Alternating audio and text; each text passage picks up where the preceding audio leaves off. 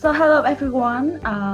Thank you so much for you guys join today about the talk show. This is Decode CV and cover letter. So the course hosted by CocoMed Center. And today we very happy to have two doctors who join us. And they are not in Vietnam, they're from US, and they spend their time at the weekend, and that's the reason why the talk started a little bit late today. So welcome to Dr. Nguyen and Dr. Granieri. Thank you so much for you guys joining us today. So let's Dr. Leon and Dr. Granieri introduce about themselves. You can go for it. Should I start, or you want to start, Dr. Nguyen? Okay, yeah, sure, I start. So my name is Leon Nguyen. I'm currently a first-year resident at Health Point Auburn in Washington State. What about you, Mike? Hey everyone, my name is Mike Granieri. I'm a current internal medicine PGY1 over at Summa Health in Akron, Ohio. Originally from Long Island, New York, but I did my undergraduate education in biochemistry over at Lafayette College in Pennsylvania. Then went to medical school at ACOM in Alabama. And let me just say that I'm so privileged to be given the opportunity to speak to all of you today. So thank you very much for having me. Thank you so much, Dr. Nguyen and Dr. Granieri. So for the talk today, that's a really we want to start this talk because we recognize that's really necessary about for every student or even like postgraduate student. They want to apply for any work, any job, any position in their life, and everyone needs the CV. Everyone needs the cover letter, even like recommendation of letter. So we want to start with that talk to can provide kind of knowledge and even some experience to you guys. And I hope that's a useful talk for everyone. And a little bit about the CocoMed Center. So my name is Dr. Thương Nguyen, and I'm the founder and the CEO of CocoMed Center. And if everyone here, you guys joined with the previous talk from the CocoMed Center, and you can a little bit know about me or even our organization.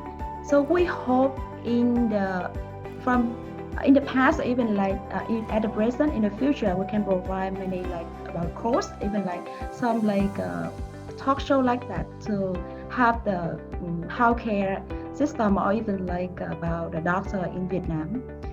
So let's start with the talk today, and we have many people to send a request and also like kind of apply for the talk, and they want to they send a lot of questions, and that's the reason why I think like that's a topic become a little bit interesting for everyone. So let's start with the talk because the talk we talk about about how to make the beautiful or the impressive the CV and the cover letter. So before we started, let's ask to our speaker today about what is CV and what is the cover letter. Sure. So let's start with the cover letter. So a cover letter is first and foremost a way to allow your employer to become interested in your application. It's a way to show your most notable characteristics and personal strengths really in only a few words. And honestly, I think that one of the most important parts of any application is actually the cover letter, because it answers, again, the most important question in any application the quickest. That question being, why am I the best candidate for this position?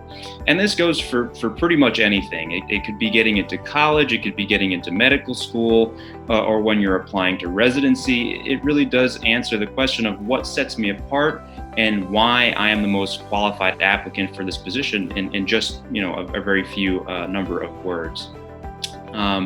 So should I get into what you should actually do for a cover letter, or save that? Yes, thank you so much. You want to say anything more? Yeah, just go ahead. Yeah, sure. So I'll just talk about a couple of things that you'd want to do when creating your cover letter.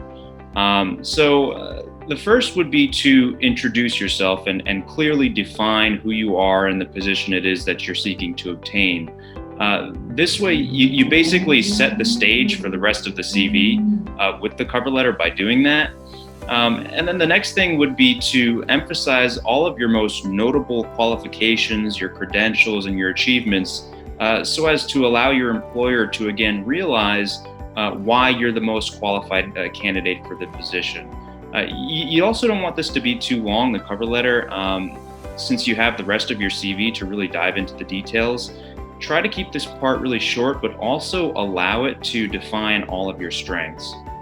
And the third part of the cover letter, I would say, should explain what in specifics you can bring to this company or to this residency program or to the medical school that would directly benefit them and would leave a lasting positive impact on their program. Mm-hmm. You have to understand that when you're going for a residency position, or if you're trying to get into medical school, it really almost is like a business deal. Both sides have to benefit, and if your employer is going to accept you as opposed to the other applicant, you have to be able to bring something unique to the table. Mm-hmm. And lastly, I would say you should phrase your wording on your cover letter and in your CV in such a way that your employer or your program director is really going to be motivated to get in touch with you after reading it.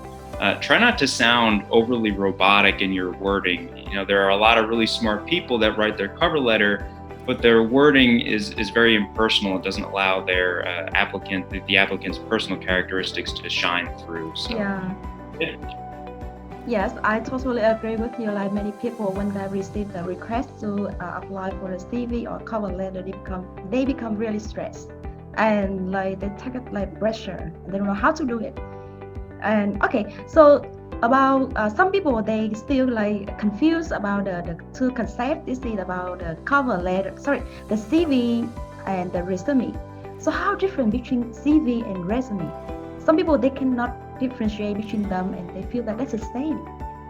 Yeah. So, I mean, a resume and a CV are very similar, but I would say the biggest thing between the two is that a resume is a brief synopsis. It's not really diving in deep to your most personal and notable characteristics and qualifications and achievements. The resume is basically more of a summary of your CV. It's usually only about 1 to 3 pages. And it kind of just encapsulates the most notable things that you're going to be kind of showing off to whoever it is that's reading it, whether it be a medical school, admissions committee, or residency program director. So it's definitely a lot shorter than the CV. The CV is more like where you're essentially going to list out everything that is really, really important about you, whether it's super important in terms of that specific field, or if it's, you know, just a hobby or something that you're really interested in. So the CV is definitely more of a lengthy type of thing. Oh yeah, I'll speak a little more slowly. Sorry. Sorry, I think that's better for audience here. Sometimes like they need to catch up what you want to share with us. So okay. A little bit slowly, better. Sure. Yeah, but thank you so much for your idea, and I also agree with you about like the difference between the resume and the CV. So, Dr. Nguyen, do you want to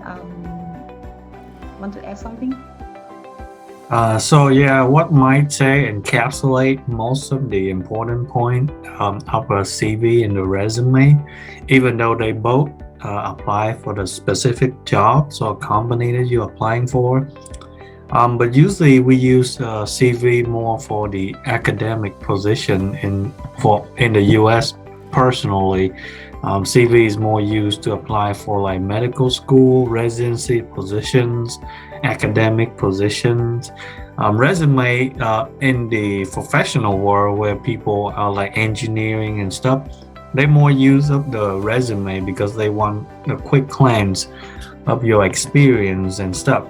Mike is also correct about the resume is really short, usually about 1 to 3 pages, and it's like just a snapshot and you only list what's important for the job there, and you don't list almost everything like the CV is. And yeah, pretty much that's what I think is important. Mm-hmm. Yeah. Yeah, Yes. sorry about that. I've got things falling off my wall in the background there.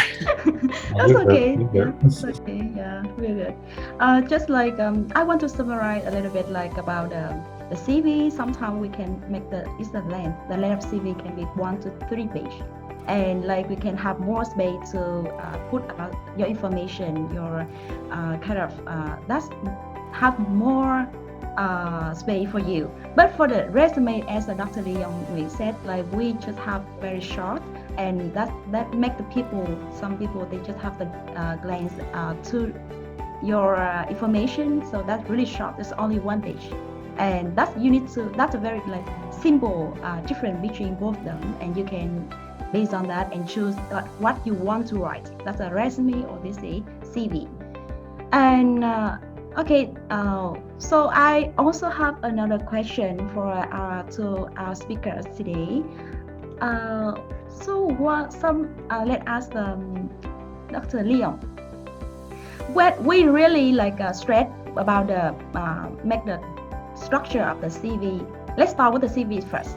So for the CV, like we really stress about like not only about the content but also about the structure, how we can design and the content can be good and make it impressive. Dr. Nguyen, how do you think? Make it like about the structure and the content. So the common structure of the CV is usually you need your name first, okay? Mm-hmm. And then your contact information should be at the top. And usually because we use CV for like academic position, medical school, and residency, so usually you want to have your education at the top. So before everything else, your education should be at the top. Your professional experience like research, if you're applying for research position, they want to see that at the top. Okay, and then similar things like that. In terms of visual, I don't think it's important as long as it's easily read and recognizable. But you want to explain in details each of your professional experience means, like what exactly you do in those positions. Like if you are the research associate, you want to explain what your research is about, and not really in detail. You can just say like 1 or 2 sentences about your research and then extrapolate on other research. Not like a resume where you just put your position in and you don't really have to explain a lot of things. But for the CV, especially if you're applying for the position, you want to explain clearly what you're doing for each experience. Same thing with education. You want to explain what your degree is, what's your GPA, how much your GPA you get, or something like that. Skills too. Skills also important in the front page of the CV. If not, the next after education or professional experience, you want to explain to them what you learned from the research or what skills that you have. So I think to sum up, the most important thing that you should always have on your CV is professional experience, education, and skills. That's in my opinion are the 3 most important. And then after that, you can just put hobbies or whatever, as long as it related. Like publications also important. If you have some publication, especially if you apply for research, you want to show them, hey, I published some of these articles in the scientific journal, or I participate in these research and they have publication. That's also part of your achievements. Yeah, that's pretty much what I think is important in terms of visual. As long as it's easy to see, you should be good. Some people that I see that too concerned about how beautiful the CV looks, but the content is important more important than the visual. So about the skills, as you mentioned, like we can put the skill in there. So can we like classify the skill based on the title of the position we want to apply, or like just very general skills? Yes, you should always go to the website of the organization that you're applying for and search for the position and check what they're looking for in the candidates. Like when I'm applying for a residency position, I always go on their organization website and see what they're looking for in the candidate and check if I have those skills, and then I list it in my skill section. And then I explain to them, okay, I demonstrate this skill by doing so and so at my organization. At my med school, I participate in these activities to demonstrate my skills.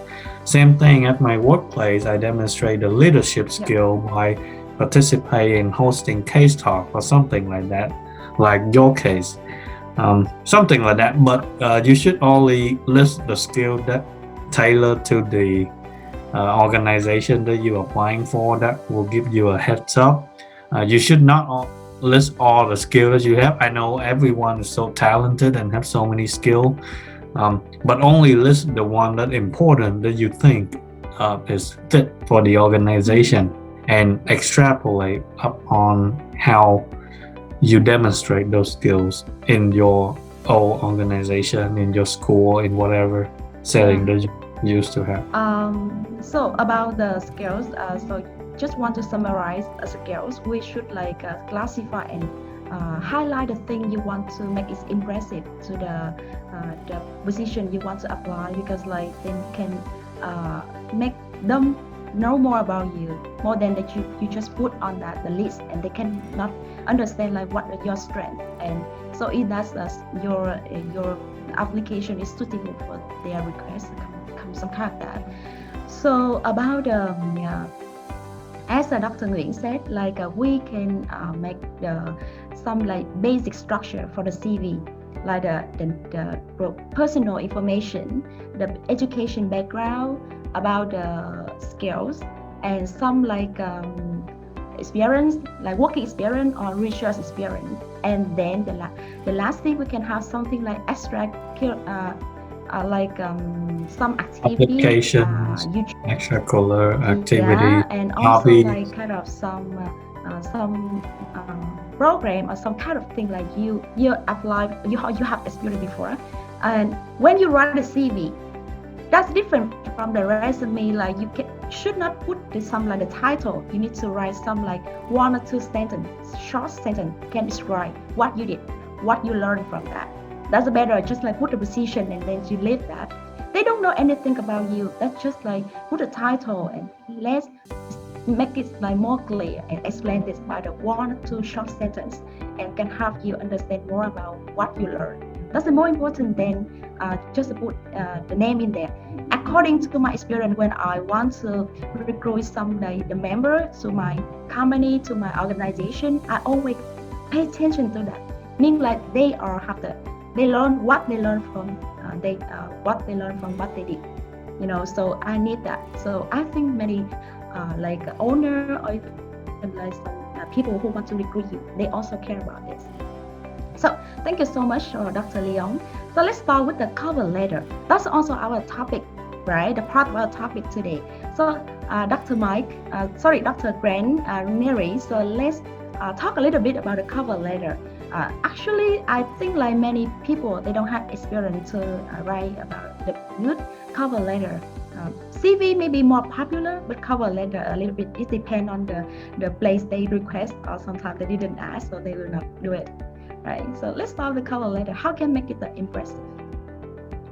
Yeah, absolutely. So I think that's a great question. So first, it should 100% allow the reader to understand your most notable characteristics. This is the cover letter in only a few words. And this can be super difficult, especially because we have so many amazing accomplishments that we want to emphasize.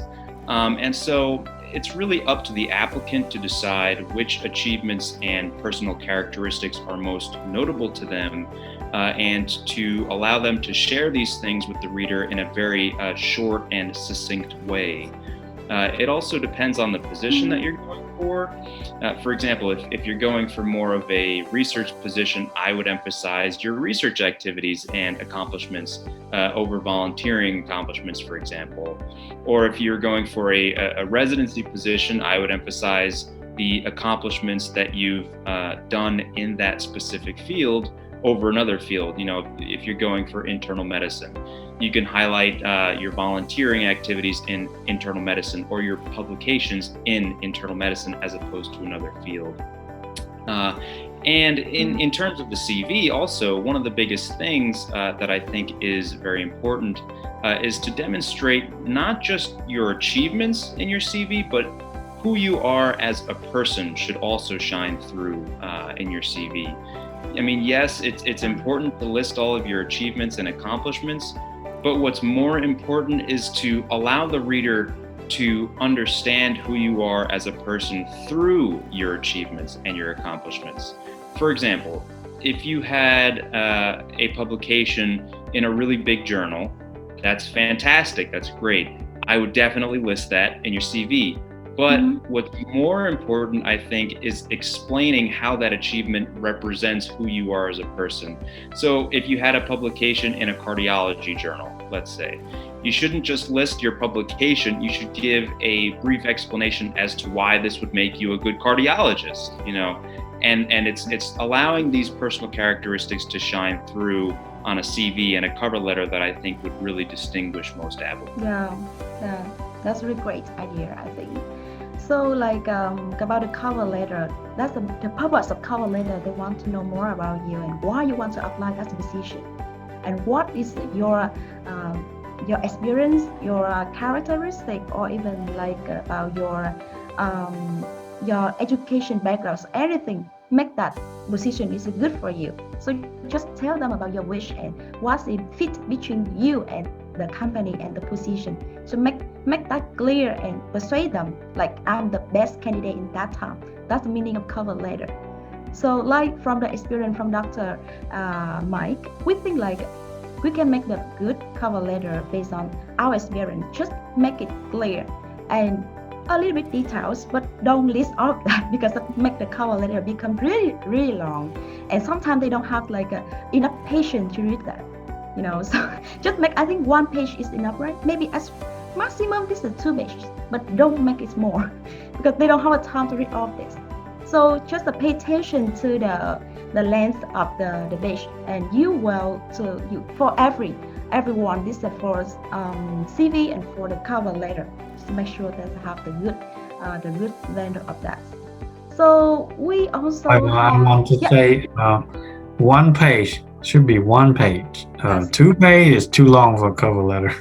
Yeah, I was actually just about to say that too. One page, it really should not go past that. Yes, I agree. So just a cover letter is like you're trying to tell them, hey, I'm good for this position. Look at my CV after, something like that. It's a short summary of a cover letter. Yeah, but 1 page. Okay, yes, that's just like only 1 page. That's good for the cover letter. Don't make it more. This become like not good. So we also have many questions, and I also have the question for the 2 speakers. So let's start with the question that really important, and they ask a lot about like some mistake we usually do when we put or we write the CV or make the CV or make cover letter. So what those of mistakes you guys think like that usually happen? Let's start with Mike. Yeah. Okay. Yeah, so one of the biggest mistakes that I see applicants make when constructing their CV is the order in which they present their accomplishments. So when you're writing your CV, you want your most notable achievements to come first. And I know this sounds like a very intuitive idea, but I see this all the time where applicants will leave their most important accomplishments towards the end of the CV. And you have to understand that medical school admissions committees and residency programs directors, they have to go through thousands of applications for a single admissions cycle. And it's possible that they may not get to the end of your CV and may just read the first few pages purely because of time constraints. So whichever accomplishments are your most important to you in each subheading, definitely put them first, and the accomplishments that are still meaningful but may not be as impressive as some of the others, leave those towards the end of each subheading. And like I said, this does sound like an intuitive idea, but I can't tell you how many times I've seen students list these amazing accomplishments towards the end of their CV as opposed to allowing them to shine through at the beginning. And you want your reader to have that wow factor to your CV as opposed to having to wait towards the end to read that. Yeah, yes, correct, good. How about Dr. Nguyen? Also, one common mistake that I saw most people, maybe they did it and they don't know, is they don't list their education in the chronological order sometimes. I received a couple CV for review and they list the work experience and education wonderful the experience, but they list is like 2010, and then they jump to 2012, and then they back to 2009, and people kind of don't want that. You want them to be like the most recent one. It should be on the top, and then you go down the line, like 2021 should be first, because the employee or the admission committee could care less about those past experience, but they want to know what's the most recent experience that you have. Another mistake that I see is when you're applying for multiple jobs, people send the same CV, the same resume, without fixing it or tailor it to a specific job, because believe it or not, they always have differences between you applying for job A and then you go to job B. You should fix it a little bit. Okay, that's some common mistake that I really see. And the other was just grammar errors and stuff like that, like typo and stuff. So make sure you read your CV or have someone reviewing it before you actually submit it in, because when you submit it, it's done. When I go to college, I did that so many times. I submit my CV and then I was like, oh crap, I forgot to fix that typo. And sometimes it's not matter, but sometimes it does. People does look at it. So make sure you proofread it and always start early. Okay. Don't wait until the next morning before the application cycle ends to just write up a CV real quick. I mean, you can do that sometime. You can be quick and talented to do that, but always start early, because you don't know what you can add or take out after review. So that's really excellent point. I think I totally agree with that, because I read many CVs from when I was student to now. So as my positions, I have to receive lots of CVs. Most of the mistake, like Dr. Leon said, they didn't know how to arrange the time frame of CVs, and then they make the CV. We care about what the current work you are doing more than the past. Don't make the past in the first line. Just start with the current work, and pay attention to the typo. I really allergy with some candidate. They didn't pay attention to the typo or mistake in the spelling, because for me, I want to say that I can trust them from the beginning. They are not be careful when they write out, or when I can trust their personality a little bit. When I want to recruit some people who in that position, I want they work really careful when they pay attention to the details. So when I see a very small mistake about typo, for me that's really big, because it means you didn't read that again, you didn't check it again. So please check the typo very carefully before you send it. And about some we talk about the CV. So some people, they pay attention too much about the decoration. That make us distract. Don't do that. Don't do that, please. We don't need all the information. We just want to pay attention to the content. That's more important than for the people who want to recruit you. So pay attention to the content, and for the decoration, okay, leave that. If you want, just to make a little bit, make become well arranged, but don't make it very colorful or put a lot of picture in there. I don't know about how I will ask to speakers. So do you think it's good to put the picture, the photo in CV, or we can leave that? How you think? I would say it can be it can be nice to have a good visual design for a CV, because it does show that you put a lot of care into constructing it. But I would also say you should never sacrifice space on your CV for a better visual design, as opposed to putting more meaningful details about yourself on your application. For example, if I wanted to put an interesting graphic or a photo that was purely aesthetic over adding, a publication that I did in my CV, I would definitely take the publication and leave the graphic out. So I think it's a balance between the visual design and the contents, and it's more really up to the applicant to find the balance. But never sacrifice your achievements to put a graphic or a photo in. I would never do that. I totally agree with you. I did too. I never sacrifice any space on the CV to put my picture in there, because I think that's not necessary, and that can be good. But like Dr. Granieri said, we don't need to sacrifice our space. And for me, one idea sometimes for me don't let that distract again. About the decoration, also the picture can lead the people to another way, So don't put that in there. For my personal opinion, but it depends on you. But for me, I never put any picture on the CV. I just send the content, and that's very simple decoration and professional. Professional is mean you divide the column, make this a good visualize for them to read first. Because they don't want to waste their time to find out what information, that information. Good visualize, and then make about simple and professional. That's enough. Don't make colorful, don't make anything. That's enough. And pay attention to the content.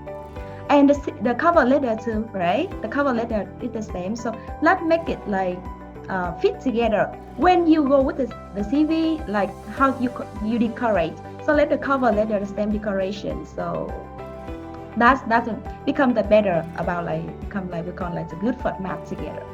All right. So we also have many questions. I don't know why.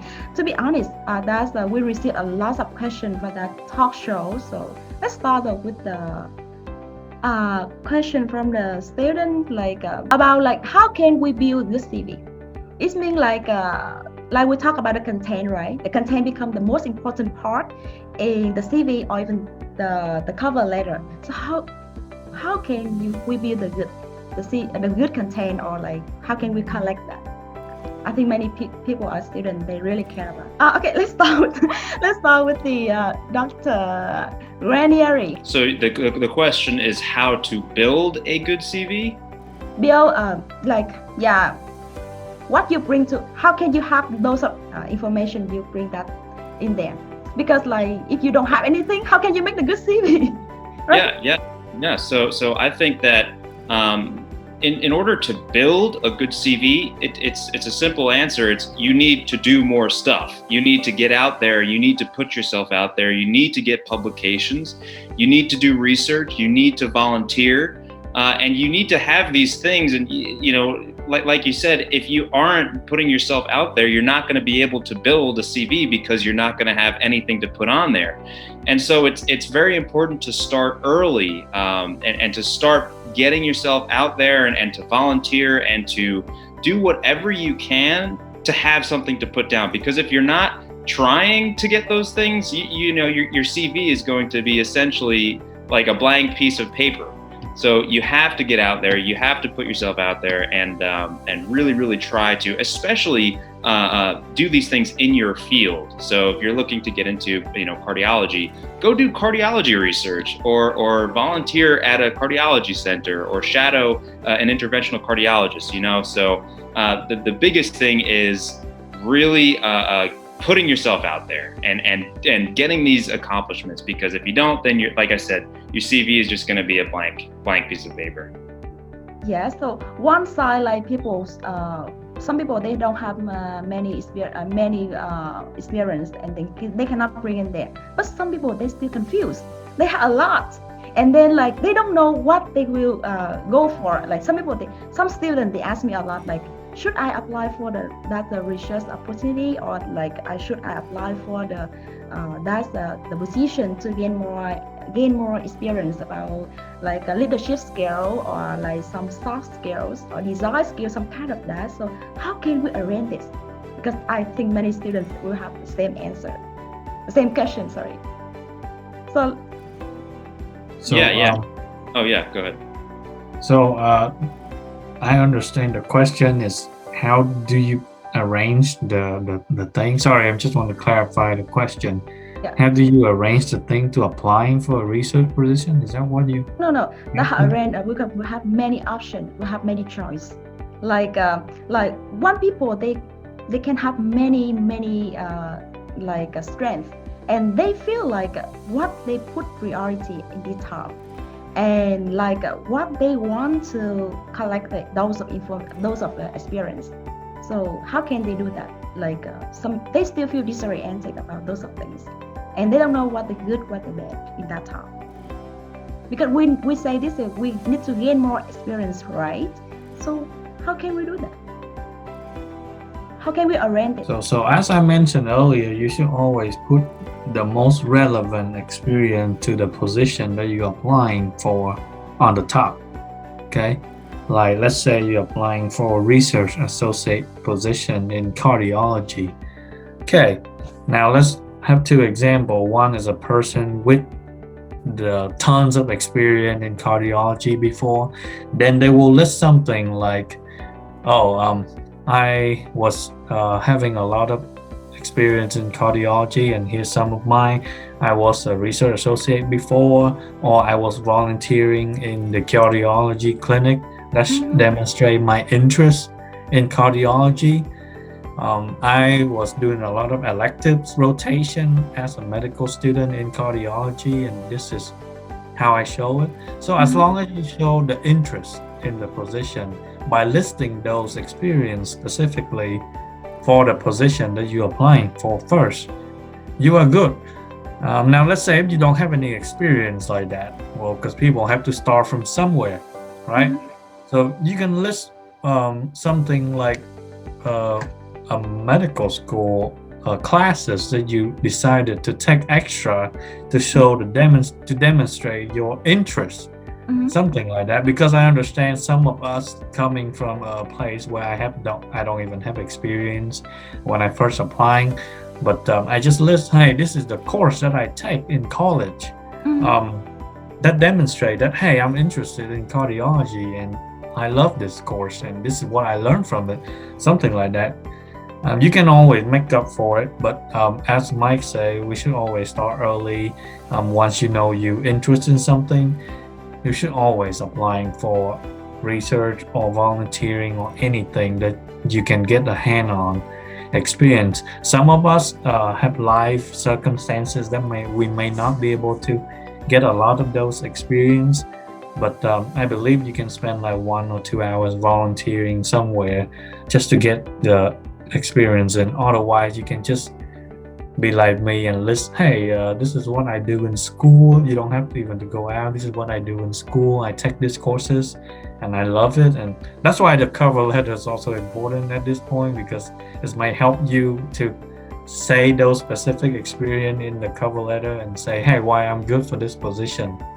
Okay, that's why they compensate each other. If your CV doesn't have enough experience, then your cover letter should pick some of those specific experience that you already have and explain it out. Yeah. You understand what I mean? I hope that answered the question. Yeah, thank you. Your idea. From my experience, when I talk to my my college or my student or even like my teammates, I can advise them like what you put in the CV, like you should make sure like you know well about that. And when, because the interviewer, they will ask you about those things, and please understand well about what you did before, or even like try to remember that.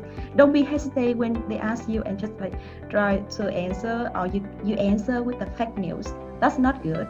And another thing like about information in the CV, please like try to make sure like you can you did it and you are the person who make those information, and then you should when you go in to the talk or the interview, you can make sure you can understand, and then when you are go with those information, you should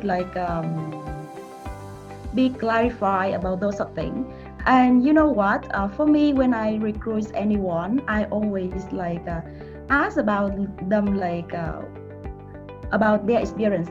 No, sometimes I don't need the certificate, I just want to learn from them, what can they talk to me, what can they share to me. That's more important than just put a certificate.